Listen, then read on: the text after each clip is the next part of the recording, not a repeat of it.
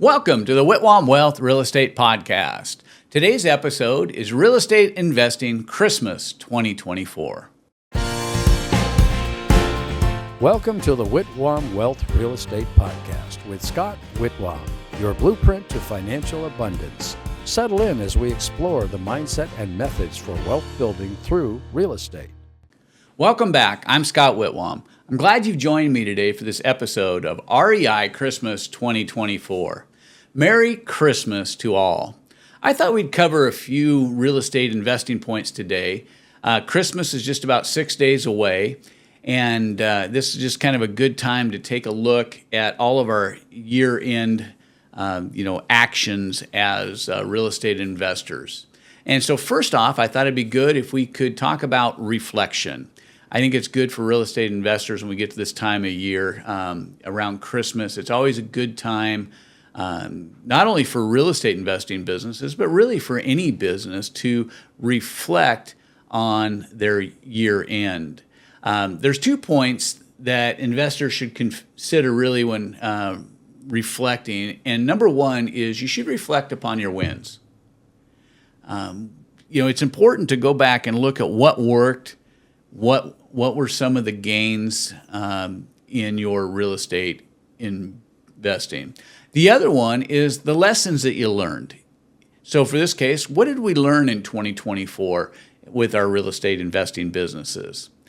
So let's start first with the wins. What are some of the wins? And I like to write them down myself. I write my goals down. I write all those down. In fact, as I printed a couple of them out for the podcast this morning, some of the wins. So what kind of things are we looking for in the win category? So here's some of the things. We had one of our properties that was what I would call a slug. It just wasn't selling. It was in a great community. It was a great property. It was on a golf course and gated. It had everything that in a really hot real estate market that you would want in an investment flip. But this one just was a slug. It just was not selling. And so it was a win for us to get this one off the books. And then some other wins, we dumped a bunch of debt in 2024. We looked at a lot of things and said, hey, we just don't need to be dealing with this anymore. And so we dumped a bunch of debts. We got rid of some hidden company waste.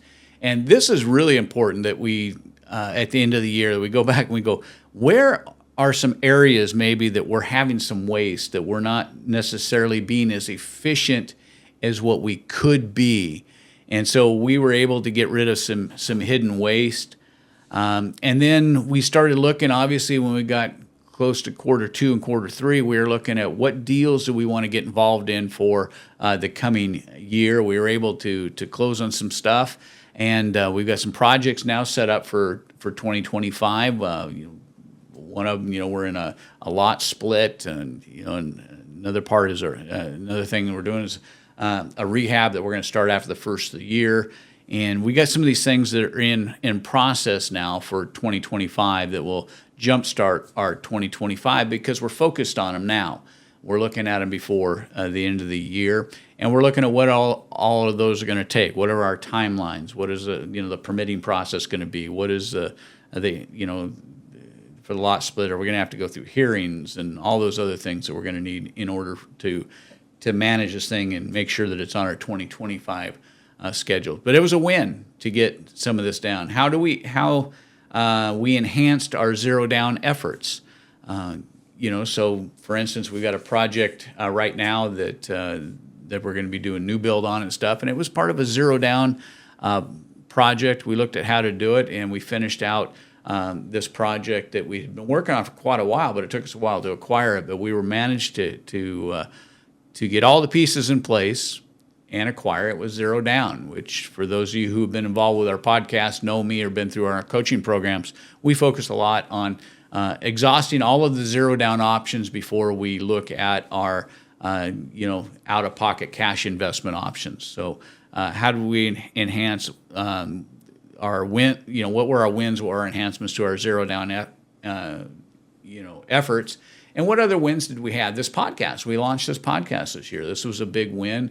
We've upgraded equipment. The producer of the podcast, Eric, has done a really good job of increasing the quality of the podcast, getting rid of a lot of the early episodes and some of the feedback we had from people like you who watch and listen to this podcast.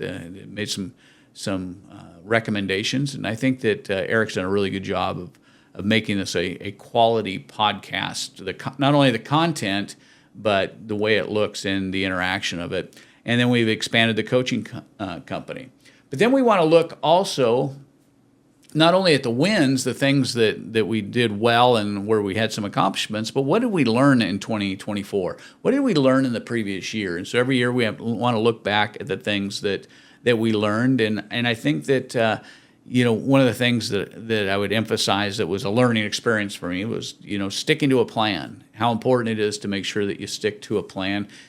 It seems like any time that you get off from your plan and you kind of deviate, it's where the potholes are, or the ditches that you can get into. So I learned 2024 has taught me anything with the way the real estate economy has been, the importance of sticking to a plan and to make sure the numbers work. This has certainly been a year that we wanted to make sure that the numbers work, because there wasn't a lot of leadway, there wasn't a lot of flexibility if you got in over your head, or there was considerable waste. There's also a lesson learned about the importance of making hard decisions. Sometimes you have to make hard decisions as an investor, what you're going to invest in, what you're going to not, what slugs you're going to need to cut out of your portfolio, and what ones are you going to enhance. And so how to make hard decisions. And it's never fun making hard decisions, but when you look back, I could see in 2024 it was important that we made some of these hard decisions. And then lessons learned, realizing that bad markets are just bad markets. Sometimes when there's headwinds, you just need to face the facts and then take the steps in order to move into those markets and not only take advantage of them. But so when I'm looking at 2025 at setting my goals, I want to look at not only the wins, but also of the lessons learned. Both of these, will help me grow for 2025. I use them for my goals and objectives, and I'm believing that 2025 is going to be a great year. But I don't just use them for my short-term goals. I use them also for my long-term goals, for not only for next year's goals, but also my 5-year and lifetime goals. Because some of the principles that we have learned in this year, and I did the same thing last year, some of the lessons that I learned in 2023 and some of the lessons I learned in 2022, I'm incorporating those in lifetime goals and actions that I want to take to get to where I want to be. If you want to be successful as a real estate investor, and really in any business, you need to count your wins, which are blessings, and then learn the lessons from that the previous year taught you. Every year is a lesson of, is an education, is an experience, and if you don't learn from it, you're likely to be, hit by it again in the future. And I want to build a plan for success. I want to build a very successful, future. So, one of the things that I'm looking at is, one of the wins, and I'm looking at it going, okay, we had this project and we worked on it for 2.5 years before we were able to actually close on it. And this has become a success story because when we got done, we were able to actually close this thing as a zero down purchase. Now, if we would have tried to rush this thing and purchase this thing, we would have been paying off probably seller debt along the way. And we've done that, where we've gone in and say, hey, well, we can get this thing done. Let's settle up with the city. Let's settle up with the HOA. Let's settle up with the creditors. Let's settle up with the underlying mortgage holders. Let's settle up with the lien holders. Let's deal with this. Less pendants. Let's deal with all that. And we've come in and we've paid for some of that. We tried to negotiate it into the contract, but it's out of pocket cash. And in this case, we were patient. We saw where there were headwinds in the market, and we were patient. And we played this whole scenario out and ended up. And so how can we incorporate that now into my 5-year plan and into, our continued long-term goals of investing? All right, number 2 this time of the year. What is my immediate strategy for the holidays? I mean, here we are. We're coming up on Christmas and New Year's, and then we have, the first part of January. Really, in this market, in the investing arena, is often, kind of hard land to tread. If you're a mountain climber, you know what it's like when you try to climb a clay hillside. That's kind of what it's like sometimes real estate investing around the holidays. People are focused on on a lot of other things. They're focused on family. But what I've also found is that there's another group of homeowners, people who own real estate, that are an opportunity during this time of year. And that is the people who have needs to sell before the end of the year. We're going to run into people who maybe they have to get rid of a property for tax purposes, or maybe they need to acquire something for tax purposes. And then I want to look and find out, in my own real estate business, do I have some tax issues that I need to be aware of before the end of the year? This is a good time to do this around the Christmas and New Year's. Just figure out, because there's not a lot of time left to take some action. During this time of year, there's some great negotiating opportunities on year-end deals, especially if you run into investors who are looking to sell properties where they may have some tax implications. If they're going to sell the property, they want to dispose of it. Maybe they're in a jam, they need to dispose of this property. But if taking cash will create a capital gain for them, they may want to still get this property off their books, but they don't want the capital gain. So can we buy this property maybe subject to seller carry, some type of maybe no money down strategy that meets their immediate need, gets them some money over time, and defers their tax liability? What if I have some tax issues that are coming up? Do I need to be donating money this time of year? Do I need to write some different things off? I mean, there may be some charities out there that can benefit from something that will help me more from tax purposes than it will from a sale perspective. These are all things that we need to look at.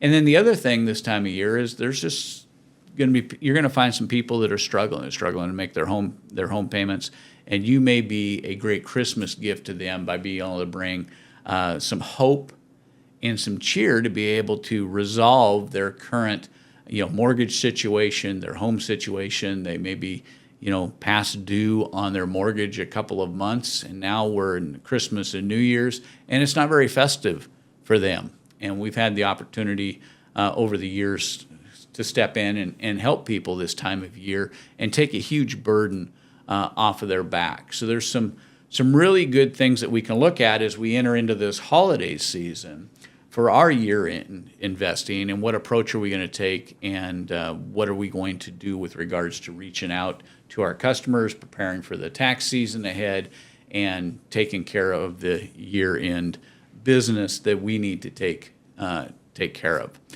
The third thing that I kind of tie into this is gifting of real estate. And I know what investors are thinking, gifting real estate, that doesn't make any sense. I'm in real estate to make money, not in real estate to give real estate away. But I want you to think about this, that you can gift real estate to a charity for tax purposes.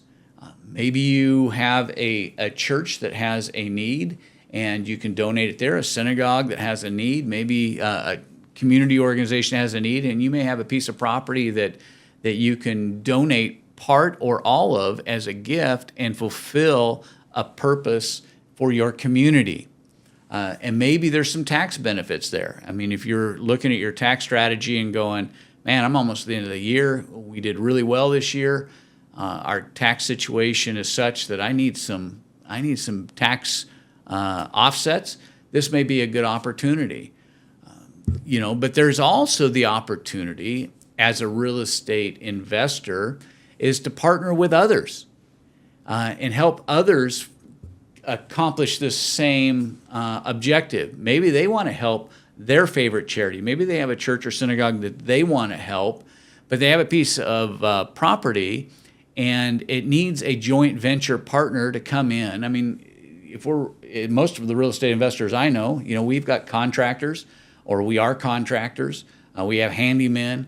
We have people that can put properties back together. I mean, that's really the business, whether we're in buy and hold or fix and flip, unless you're purely in wholesale, that we normally have these people in our Rolodex, in our, what do you call them, phone books, whatever it is on your phone, just look it up and go, oh, yeah, hey, I can put this together with you. And maybe you can put together a joint venture that not only helps somebody, but also helps a charity and answers one of their tax problems. They want to donate this land in order to take the tax benefit, so they're going to donate it to their nonprofit. They're going to get a tax benefit, but the property isn't usable, so the charity needs some work done on it. You can come in as a joint partner and joint venture in this thing, and either as a profitable joint venture, and we've done this before. So we've had somebody call us and say, hey, look, here's the situation with the property. And we said, okay, well, we'll take it over. We will guarantee that this much money will go to the charity or the estate. So we say, okay, we're going to guarantee them $250,000. We're going to come in with our money. We're going to fix the property up. We're going to remodel it. We're going to then donate the property to them, or sell the property and then use that money to donate it to the charity. The estate or you as an individual can get the tax write-off, but I'm talking about joint venturing, so whoever you're working with can get the tax write-off, and you can still profit from this. And we've made a profit on the end of this. And then we're a very charitable, my business is a very charitable organization. We'll take a portion of our profits, and then we will generally give those into either a church or nonprofit for their purposes. We've supported many military organizations that support either PTSD, homes for vets, those type of things, or into the church where they're doing outreaches, communities, supporting veterans programs, supporting youth programs. So we can joint venture with people who don't have the experience, but they have the asset. We can get the property in the condition it needs to be and either sell it, make a profit, and then donate into our own charities. They can donate the property to the charity. The charity can either pay us for our work, or we can sell the property and the proceeds can go to the charity. So that's the third thing we're always looking for, is how can we work with charities. Number 4 is planning ahead. The fourth thing that's important, I talked a little bit about setting goals, setting next year's goals, setting 5-year goals, setting lifetime goals. But really, as we start to look at the information from the first thing I was talking about, counting your wins and the lessons learned, we really want to start setting 2025 investment goals. We want to make sure that by the first of the year that we have our goals in place. Take practical steps and map out our investment strategies. I'm not so much into setting New Year's resolutions. Most people don't keep New Year's resolutions, but I am into setting goals. I think that written goals, in fact, we've talked about that previously on this podcast, how much more effective written goals are than just thoughts of what you may do next year. So I believe in written goals. Write it down, make it plain, so that not only you can run with it, but your employees can run with it, your team can run with it, everybody can understand what the objective and goals are for the following year. And when you're putting this together, when you're putting together your investment strategy for the next year, it'll help you identify the tools and the resources that you'll need in order to fulfill the goals that you have, the objectives that you have. And a lot of times people don't realize that. They're just writing things down. They're writing numbers. They're writing objectives, places they want to go, vacations they want to take. But it doesn't help them recognize the resources. So if one of your investing goals in 2025 is just to keep your marriage together, you may need some resources in marriage so that you and your partner can stay together and keep the business together. And so I look at all those things, all the areas, the personal life, I look at the physical life, I look at the business life, I look at the spiritual life, I look at all those things for goals, and I map out based on my wins, my lessons learned, and my objectives, the resources that I'll need for the coming year. And my last one, number 5, how can I give back? Do something that gives back to your community via your church, your synagogue, maybe community centers. What can you give back and make the areas where we live, where we work, where we invest better?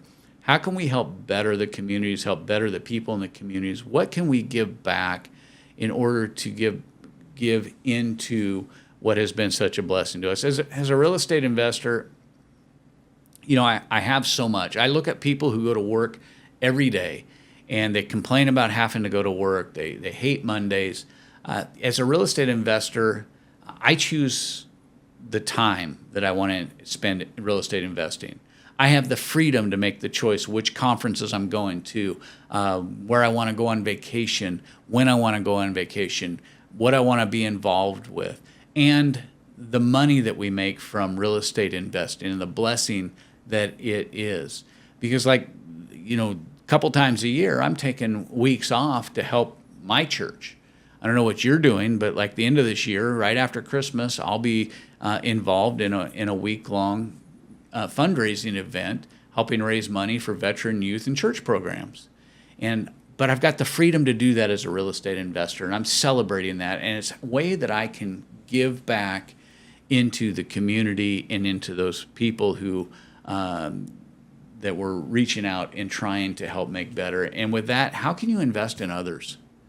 I think that's really important. A lot of times we forget that somebody helped us along the way. How can we invest in others? That's what this podcast is about. That's what my coaching program is about. It's about how can I help other people? How can I invest into their lives and let them see that there is more than what they have today, and how they can become a bigger blessing to others by being able to take care of their own financial needs, by being able to take care of their own legacy, by being able to leave and provide something for their family. So by investing in others, I get to see their growth, the things that they learn, the steps that they take, the opportunities that they didn't think about and now are before them. What a great gift this Christmas to give to somebody is investing in other people's success. That really is a great Christmas gift. That's all I have for this week's Whitwam Wealth Real Estate Podcast. I want to thank you for taking time to join me. I invite you to subscribe today and become part of our growing community and leave us a review. If you have any questions, I'd love to hear from you. You can always find the Whitwam Wealth Real Estate Podcast on Apple Podcasts, Spotify, iHeart Podcast, YouTube, or wherever you enjoy listening to podcasts. This is Scott Whitwam. Be sure to join me on our next episode of the Whitwam Wealth Real Estate Podcast, where we're wealth building through real estate. Merry, Merry Christmas.